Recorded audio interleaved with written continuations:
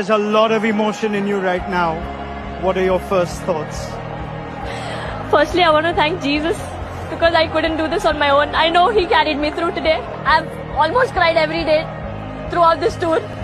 I was not doing well mentally, going through a lot of anxiety. Then being dropped was another challenge for me. But I think all I had to do was show up, and God just took everything, care of everything.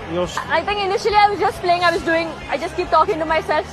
But towards the end, I was just quoting one scripture from the Bible, scripture that says, just stand still and God will fight for you. And that's what I did. I just stood there and He fought for me. Praise the Lord. అందరికీ welcome to CPF media. నేను మీ అభినయ్ దర్శన్. ఇవాళ భారతదేశమంతా కాలరెగిరేసి గర్వించదగినటువంటి ఒక lady super star గురించి మనం మాట్లాడుకోబోతున్నాం. Bharat women cricket గురించి Jemima సృష్టించినటువంటి cricket సందడి. జట్టుకు భారం అన్నారు, నీ సేవలు మాకు అక్కర్లేదన్నారు.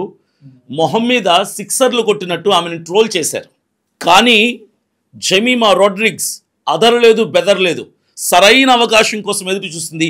అవకాశం రాగానే విజృంభించింది. దేశం మొత్తం ఎగిరేసి అతిశయ పడేలాగా భారత్ జట్టుని ఉన్నత స్థానానికి తీసుకెళ్ళింది. క్రికెట్ ప్రపంచం, క్రికెట్ అభిమానులు, భారత్లో మాత్రమే కాదు ప్రపంచవ్యాప్తంగా ఉన్న క్రికెట్ అభిమానులు మొత్తం ఇప్పుడు జెమీమా రోడ్రిగ్స్కి సలాం అంటున్నారు. జై హో జెమీమా రోడ్రిగ్స్ అని క్రికెట్ ప్రపంచం మొత్తం కీర్తిస్తుంది. జెమీమా ఆట గురించి ఈరోజు ప్రపంచంలో ఉన్న క్రికెట్ అభిమానులందరూ మాట్లాడుకోవడానికి గల కారణం ఆస్ట్రేలియాపై ఆమె చూపినటువంటి విజృంభణ.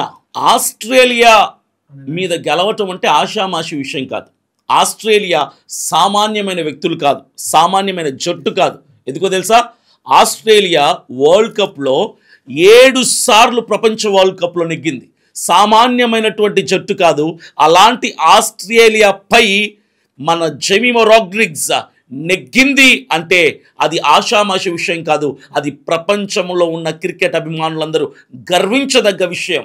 టార్గెట్ తన ముందున్న జెమీమా రోడ్రిగ్స్ మాత్రం ఏమాత్రం టెన్షన్ లేకుండా, ఏమాత్రం ఇబ్బంది పడకుండా తను ఫోకస్ మొత్తం ఆట మీద పెట్టి తను ఎలాగైనా నెగ్గాలి, గెలవాలి అన్న దృష్టిని సాధించి ఈరోజు ఇంత ఘన విజయాన్ని సాధించింది. ఇంతకు ముందు వచ్చిన షఫాలి వర్మ, శృతి మందన పెవిలియన్కి చేరినా కూడా ఆమె ఏమాత్రం టెన్షన్ పడలేదు. న్యాచురల్గా గేమ్ ఆడేసింది. రిస్క్ తీసుకోకుండా ఆసిస్ట్పై ఒత్తిడి పెంచింది.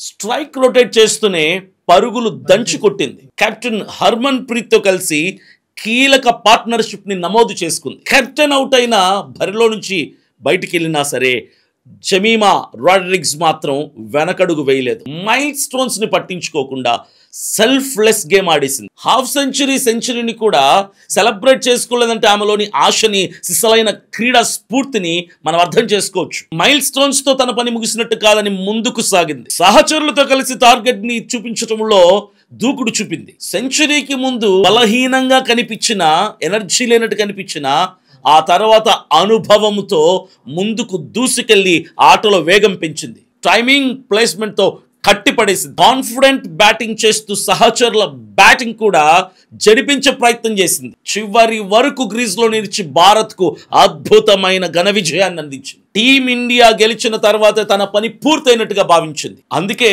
జెమీమా రోడ్రిగ్స్ ఆట ముగియగానే, గెలవగానే ఒక్కసారిగా ఉద్వేగానికి గురైంది, ఎమోషనల్ అయింది. అరగంట పాటు ఏడుస్తూనే ఉంది. ఈ దృశ్యం యావత్ దేశంలో ఉన్న క్రికెట్ అభిమానులందరినీ చలించేలా చేసింది. నిజానికి చెప్పాలంటే జెమీమా రోడ్రిగ్స్ విజయం వెనకాల ఒక కన్నీటి కథ ఉంది. ఒక జీవితానికి సరిపడా అవమానాలున్నాయి. వన్డే వరల్డ్ కప్ ప్రారంభ మ్యాచ్లో జెమీమా పెద్దగా రాణించలేదు. శ్రీలంకతో ఆడిన తొలి మ్యాచ్లో జెమీమా అసలు పరుగుల ఖాతానే తెరవలేదు. పాకిస్తాన్తో గ్రూప్ మ్యాచ్లో 32 పరుగులకే మాత్రమే పరిమితమైంది. సౌత్ ఆఫ్రికాపై ఆడిన ఆటలో డక్అవుట్ అయ్యింది. ఆస్ట్రేలియాపై గ్రూప్ మ్యాచ్లో 33 పరుగులు మాత్రమే చేసింది. తొలి 4 మ్యాచ్ల్లో జస్ట్ కేవలం 64 పరుగులు మాత్రమే చేసింది. అందులో కూడా 2 డక్అవుట్లు ఉండటంతో జెమీమా రోడ్రిగ్స్ని టీం ఇండియా నమ్మలేకపోయింది. ఇంగ్లాండ్ మ్యాచ్ నుంచి సైడ్ చేసింది. జట్టు నుంచి తప్పించిన జెమీమా మాత్రం అస్సలు అవమానంగా ఫీల్ అవ్వలేదు. స్పోర్టివ్గా తీసుకుంది, ఛాలెంజింగ్గా తీసుకుంది, ఇంకా వేగంతో ముందుకు రావాలి అనుకుంది. అవకాశం రాగానే మరింత బాధ్యతతో టీం మేనేజ్మెంట్ని ఒప్పించేలాగా, వాళ్ళని మెప్పించేలాగా ఆడాలనుకుంది. వద్దనుకొని పక్కన పెట్టిన వాళ్ళే ఆడించేలాగా అవకాశం ఇచ్చేలాగా న్యూజిలాండ్ టీంపై గొప్పగా బెరిసింది. 55 బాల్స్లో 75 పరుగులు చేసి నాట్అవుట్గా నిలిచింది. ఆ తర్వాత సెమిస్టర్లో దిగింది. బ్యాటింగ్ పొజిషన్ కోసం కూడా ఆమెకు ఎవ్వరూ నేర్పలేదు. చివరి నిమిషంలో ఆమెకి బరిలోకి దింపారు. ఆస్ట్రేలియాపై అసాధ్యం అనుకున్న గెలుపుని సాధ్యపరిచి 127 పరుగులు చేసి ఘన విజయాన్ని భారత్కి అందించింది. ఇక ఫ్యామిలీ విషయానికి వస్తే జెమిమా రాడ్రిగ్స్ ఫ్యామిలీది సొంత ఊరు మంగళూరు. జెమిమా కుటుంబీకులు జెమిమా పుట్టక ముందే ఫ్యామిలీ అంతా కూడా ముంబైకి షిఫ్ట్ అయ్యారు. తండ్రి ఇవాన్ రోడ్రిగ్స్, తల్లి లలితా రోడ్రిగ్స్. జెమిమా రాడ్రిగ్స్ ని ఒక క్రికెటర్గా, ఒక ఉమెన్ క్రికెట్ ప్లేయర్గా తీర్చిదిద్దడానికి ఫ్యామిలీ అంతా కష్టపడింది. జెమిమా మొట్టమొదటి గురు ఎవరో తెలుసా? ఎవరో కాదు, ఆమె తండ్రి. చిన్నప్పుడు జెమిమా తన సోదరులతో కలిసి క్రికెట్ ఆడుతుండేది. సౌకర్యాలు సదుపాయాలు లేనటువంటి సమయంలో ఆర్థిక పరమైన అంత సపోర్ట్ వాళ్ళకి లేకపోవడంతో జెమిమా రాడ్రిగ్స్కి తన తల్లి ఇవాన్ రాడ్రిగ్స్ రోడ్ పైన ఫుట్పాత్ల మీద ట్రైనింగ్ ఇచ్చేవాడు. ఇంటి గోడలపై ప్లాస్టిక్ బంతులతో ప్రాక్టీస్ చేయించేవాడు. కూతురు కోసం తన తండ్రి చేతులు నొప్పొచ్చినా అలసిపోయినా కూడా కూతురు గెలవాలని, ఎప్పటికైనా భారతదేశాన్ని గెలిపించాలని, ఒక స్ఫూర్తిగా అనేకులు నిలవాలని తన తండ్రి బాధను నొప్పిని ఓర్చుకున్నాడు, భరించాడు. ఒక క్రికెట్లో మాత్రమే కాదు, హాకీ, ఫుట్బాల్, బాస్కెట్బాల్ వంటి ఆటల్లో కూడా జెమిమా తన ప్రతిభను చూపించింది. అయితే క్రికెట్ అంటే తనకు చాలా ఇష్టం. క్రికెట్ మీద మాత్రం మరింత ఎక్కువగా ఫోకస్ చేసేది. తన క్రికెట్ ఎంట్రీ ఎప్పుడో తెలుసా? 2018 సంవత్సరంలో అంతర్జాతీయ క్రికెట్లోకి అడుగుపెట్టింది. తన బ్యాటింగ్ ఫీల్డింగ్తో తనదైన ముద్రని వేసుకోగలిగింది. వరల్డ్ కప్ మొదలైనప్పటి నుంచి జెమిమా ఏడవని రోజు లేదని తన నోటితో చెప్పింది. దీన్ని బట్టి మనకు అర్థం చేసుకోవచ్చు ఎలాంటి పరిస్థితులు, వ్యతిరేకతలు, ప్రతికూలతలు గుండా తను వెళ్ళిందో మనం అర్థం చేసుకోవచ్చు. ఫైనల్గా ఒకటే, ఇప్పుడు జెమిమా రాడ్రిగ్స్ ఈ పేరు ప్రపంచం మొత్తం మోగిపోతుంది. జెమిమా ఇప్పుడు ఒక స్టార్ క్రికెటర్గా నిలిచింది. చరిత్ర ఎప్పటికీ గుర్తుంచుకునేలాగా ముంబైలో గెలుపు జెండా ఎగరేసినటువంటి role model Jemimah Rodrigues. DY Patil స్టేడియంలో ఆ గెలుపుతో జెమిమా రాడ్రిగ్స్ యొక్క అభిమానం, ఇమేజ్ ఇంకాస్త పెరిగిపోయింది. అయితే ఈ మెరుపులు, ఈ ఉత్సాహం, ఇదే పోరాటం ఇలాగే ఫైనల్లో కూడా కొనసాగాలని క్రీడా అభిమానులు కోరుకుంటున్నారు. భారత్ క్రికెట్ అభిమానులందరూ కూడా ఆశిస్తున్నారు.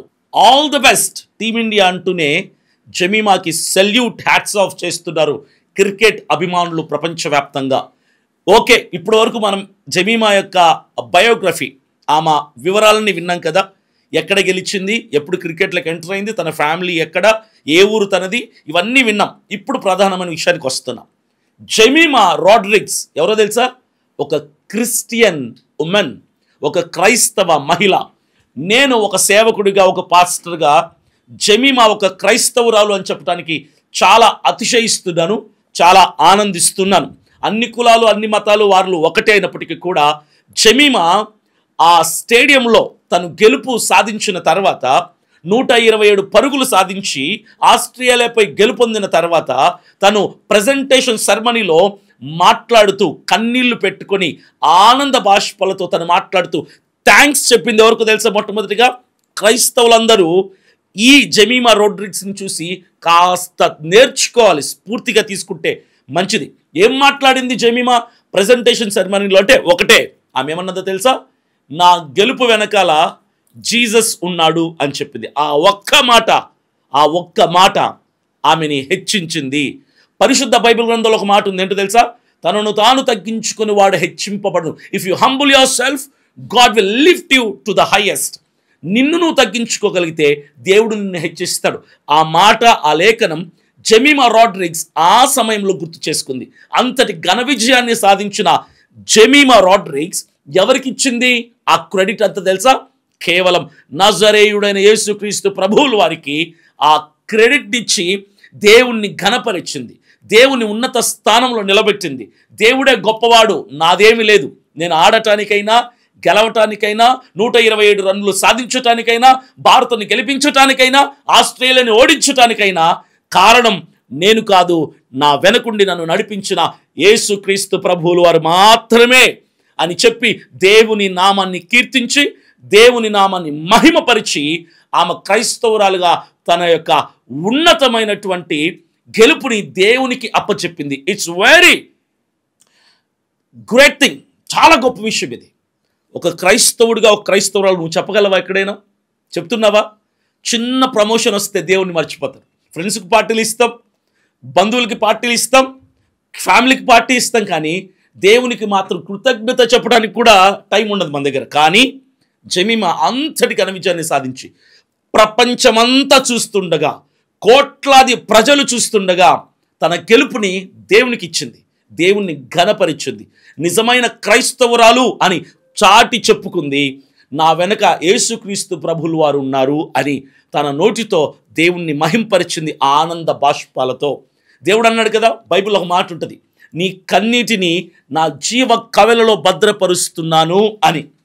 దేవుడు జమీమా రోడ్రిగ్స్ని చూశాడు. గతంలో ఆమె ఎన్నో అవమానాలు ఎదుర్కొంది, ఎన్నో ఓటములు ఎదుర్కొంది, డక్అవుట్ అయిన సందర్భాలు ఉన్నాయి, 0 స్కోర్తో బయటికి వెళ్ళిపోయిన సందర్భాలు ఉన్నాయి, టీమ్ మేనేజ్మెంట్ ఆమెను బయటకు గంటి వేసిన సందర్భాలు ఉన్నాయి. ఆ కన్నీళ్ళలో దేవుడు తన జీవకవెలో భద్రపరిచాడు. జీవకవెలలో భద్రపరిచిన ప్రతి కన్నీటి బొట్టుని, జమీమా కన్నీటిని దేవుడు ఈరోజు ఆస్ట్రేలియాపై గెలుపునిచ్చి ప్రపంచమంతా ఆమెను చూసి పొగిడే విధంగా ఆమె కన్నీటిని ఆనంద బాష్పాలుగా దేవుడు మార్చాడు. ఆ కృతజ్ఞతా భావంతోనే ఒకప్పుడు నేను కార్చిన కన్నీళ్ళు ఈరోజు దేవుడు నాకు ఆనంద బాష్పాలుగా మార్చాడు అన్నటువంటి థ్యాంక్ఫుల్నెస్తో ఆమె దేవుణ్ణి స్మరణకు తెచ్చుకుంది, దేవుణ్ణి జ్ఞాపకం చేసుకుంది. ప్రతి క్రైస్తవుడు, ప్రతి క్రైస్తవురాలకి నేను ఇదే చెప్తున్నా, మీరు ఏ స్థాయికి వెళ్ళినా, ఏ ఉద్యోగానికి వెళ్ళినా, ఏ ప్రయాణం చేసినా, ఏ ప్రయత్నం చేసినా, ఏ పెట్టుబడి పెట్టినా, ఎక్కడ నిర్ణయాలు తీసుకోవాలనుకున్నా మీరు దేవుణ్ణి ముందుకు పెట్టండి, దేవుడు మిమ్మల్ని ముందు పెడతారు. దేవుడికి మీరు ప్రధాన స్థానం ఇస్తే దేవుడు మీకు ప్రధాన స్థానం ఇస్తాడు. మిమ్మల్ని మీరు తగ్గించుకొని దేవుణ్ణి హెచ్చిస్తే దేవుడు నిన్ను హెచ్చిస్తాడు. అనేకులలో నిన్ను ఉన్నతమైన వాడిగా, ఒక ప్రయోజకుడిగా, దేశమే ప్రపంచమే గుర్తించదగిన వ్యక్తిగా నిన్ను నిలబెడతాడు. ఈరోజు జమీమా భారతదేశంలో ఉన్నటువంటి అందరికీ, ప్రత్యేకంగా క్రైస్తవులకి ఒక స్ఫూర్తిగా నిలిచింది. క్రైస్తవుడా, క్రైస్తవురాలా, నిజమైన క్రైస్తవులైతే మీరు ప్రతి విషయానికి దేవుని జ్ఞాపకం చేసుకో. ఈ గెలుపు దేవుని బట్టే, ఈ కట్టిన ఇల్లు దేవుని బట్టే, జరిగిన పెళ్లి దేవుని బట్టే, చేస్తున్న ఉద్యోగం దేవుని బట్టే, వస్తున్న జీతం దేవుని బట్టే, మాట్లాడే మాట దేవుని బట్టే, ఒంటి మీద ఉన్న బట్ట దేవుని బట్టే, తిరుగుతున్న బండి దేవుని బట్టే, ఉంటున్న నీడ దేవుని బట్టే, అనుభవిస్తున్న ఆరోగ్యం దేవుని బట్టే, అనుభవిస్తున్నటువంటి స్వాస్థ్యం దేవుని బట్టే అని దేవుణ్ణి కనపరచగలిగితే, ఒక జమీమా రోడ్రిగ్స్ని దేవుడు ఎలాగైతే హెచ్చించాడో అలాగే నిన్ను కూడా హెచ్చిస్తాడని నేను చెప్తున్నా. ఒక క్రైస్తవుడిగా I'm so happy, I'm so glad to speak about Jemimah Rodrigues. Jemimah Rodrigues గురించి కొన్ని విషయాలు నేను పంచుకోవటానికి నేను ఎంతగానో సంతోషిస్తున్నాను, ఆనందిస్తున్నాను. Thank you. God bless you all. మీ అభినయ్ దర్శన్.